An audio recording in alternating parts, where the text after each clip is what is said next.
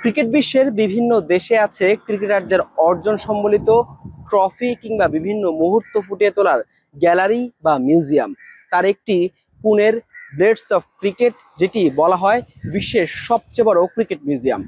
তেমনি শ্রীলঙ্কার কলম্বোর শৃঙ্খলিজ স্টেডিয়ামে আছে আরেকটি মিউজিয়াম, নাম শ্রীলঙ্কা ক্রিকেট মিউজিয়াম, যেখানে সাজানো আছে শ্রীলঙ্কা ক্রিকেটের অনেক অনেক অর্জন। সেটি দেখবো আজকে কি কি আছে এই ক্রিকেট মিউজিয়ামে।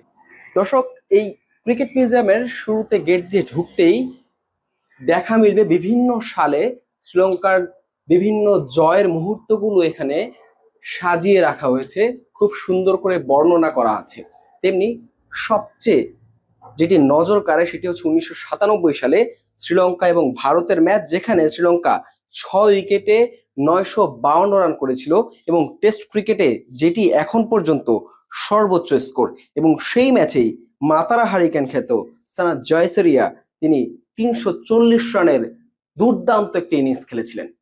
ভেতরে যাই, আরো দেখা যাক কি কি আছে এই মিউজিয়ামে। আপনার নজর কাড়বে সিংহলিজ স্পোর্টস ক্লাব সহ বিভিন্ন মাঠের বর্ণনা এখানে দেয়া আছে।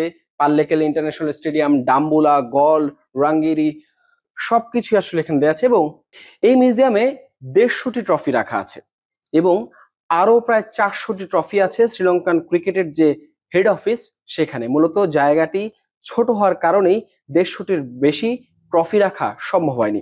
এবং এই মিউজিয়ামে ঢুকতেই সবচেয়ে পুরনো ট্রফির কথা যদি বলি, সেটি হচ্ছে এই হাতির যে ট্রফিটি দেখতে পাচ্ছি আমরা, সেটি 1983 সালে ভারত এবং শ্রীলঙ্কার মধ্যকার সেই ম্যাচে প্রথমবারের মতো পিসারা ওভালে প্রথমবারের মতো টেস্ট জয় করেছিল শ্রীলঙ্কা।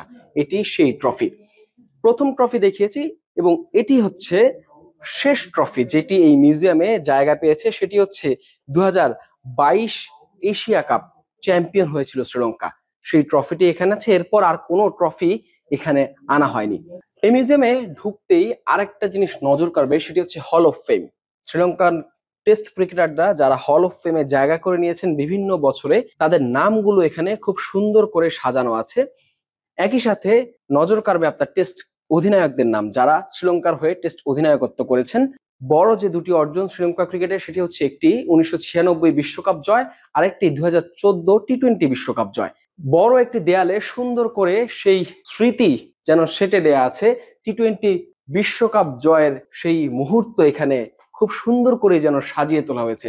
শ্রীলঙ্কা বনাম ভারতের সেই ফাইনাল, 134 রান করেছিল শ্রীলঙ্কা, ভারত 130 রান করেছিল এবং 6 উইকেটের দারুণ একটা ম্যাচ জিতেছিল, যেটি অনুষ্ঠিত হয়েছিল মিরপুর শেরেবাংলা জাতীয় স্টেডিয়ামে। এবং সেই ট্রফিটি আমরা দেখতে পাচ্ছি খুব সুন্দরভাবে একদম মাঝখানে ট্রফিটি রাখা আছে।